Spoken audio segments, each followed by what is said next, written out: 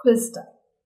Let us move on to a quiz in order to test our understanding of the entire discussion. Please note that you may pause the video at any time during the quiz in order to be able to answer the questions by yourself. I will give you the answer. I will solve the question as soon as I read it out. First, XYZ Limited sends out his goods casually to his dealers on approval basis. This is casual. All such transactions are however recorded as actual sales and are passed through the sales book.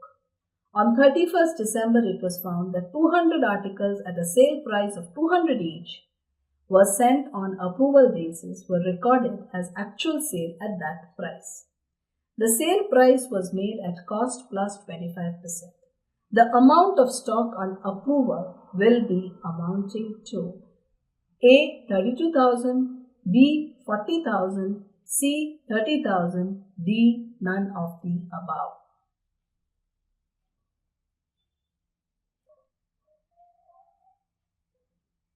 $200 articles at a selling price of 200 each.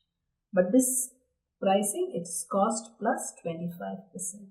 So if cost is 100, profit is 25, 125 would be the selling price.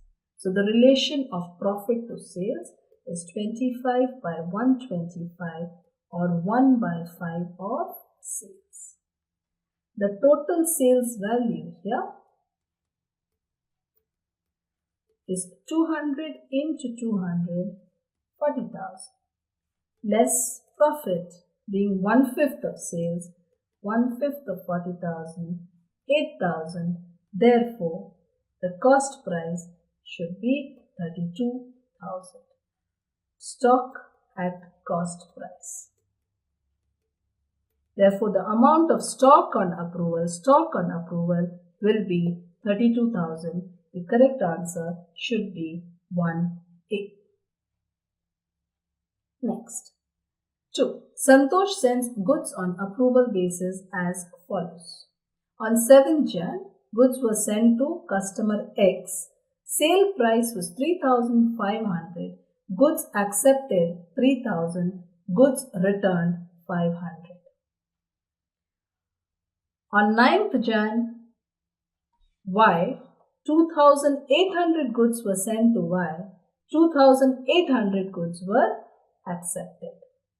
On 18th, customer Z, 3,680 goods were sent and the goods returned were of the value 3,680. On 25th, customer W, 1,260 was the sale price of the goods sent. The goods accepted were 1,000 and 260 were returned. The stock of goods on approval basis on 31st January, stock of goods, the stock on 31st January will be A, 500, B, nil, C, 260, D, none of the above. If you notice, 3,500 goods were sent, 3,000 accepted, 500 returned, fully accounted for. There is no stock. 2,800 goods sent, totally accepted, therefore there is no stock. 3,680 goods sent, totally returned. 1,260, out of that 1,000 goods were accepted and 260 were returned. Therefore, there is actually no stock lying with the customer which belongs to us. Correct answer should be 2B, nil. 2B, nil is the correct answer.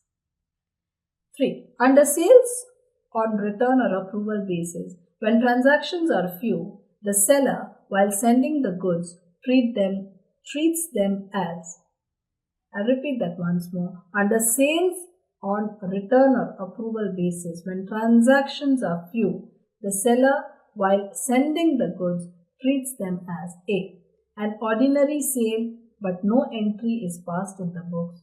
B, an ordinary sale and entry for normal sale is passed in the books. C, approval sale and no entry is passed, D. None of the above. The correct answer should be B. An ordinary sale and entry for normal sale is passed in the books. Since whenever goods are sold on approval basis and the transactions are very few, we treat goods sent on approval as an ordinary sale and pass an entry immediately. Therefore, the correct option is 3D. Next. Under sale on return or approval basis, when transactions are few and the seller at the end of the accounting year reverses the sale entry, then what will be the accounting treatment for the goods returned by the customers on a subsequent date? When transactions are few and the seller at the end of the accounting year reverses the sale entry, then what will be the accounting treatment for the goods which are returned by the customers on a subsequent date? A. No entry will be passed for such return of goods. B. Entry for return of goods is passed by the seller. C. Only the stock account will be adjusted. And D. None of the above. The sale entry which was passed initially has been reversed, and therefore when the goods are returned, no entry will be passed for the return of such goods. Therefore, the correct answer is 4A. Next. 5. What is the objective behind selling goods on approval basis? A. For introducing a new product. B. For pushing up sales. C. To capture a larger share in the market. And D. All of these. Correct answer should be 5G.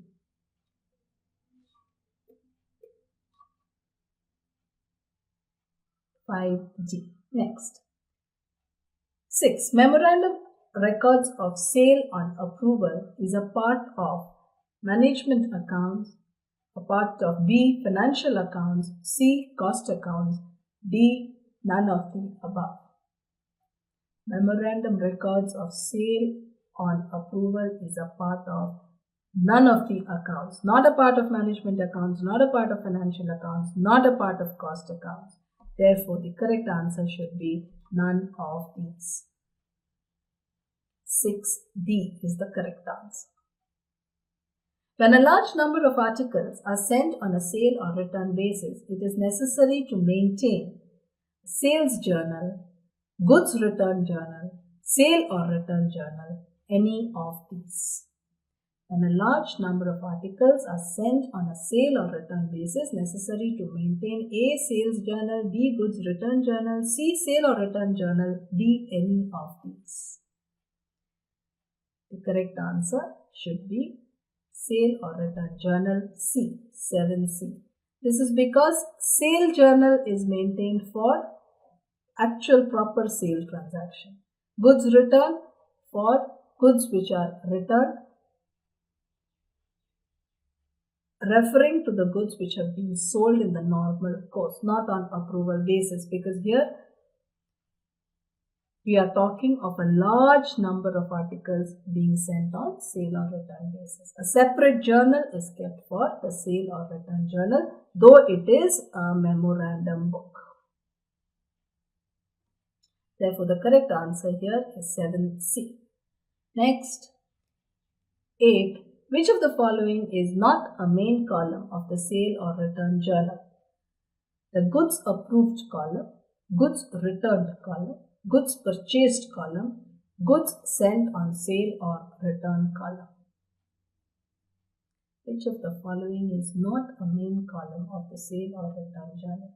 The sale or return journal normally has 4 columns: goods sent on approval, goods returned, goods approved, and balance. So goods approved, goods returned, goods sent on sale or return. Therefore, goods purchased column should be the column which is not found in the sale or return journal. Option 8C. Goods approved exists, goods return column exists, goods sent on sale or return exists. Therefore, goods purchased column does not exist in the sale or return journal.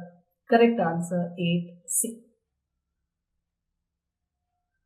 Sale or return daybook and sale or return ledger are known as A. Subsidiary books, B. Principal books, C. Memorandum books, and D. Both A and C. That is subsidiary and memorandum.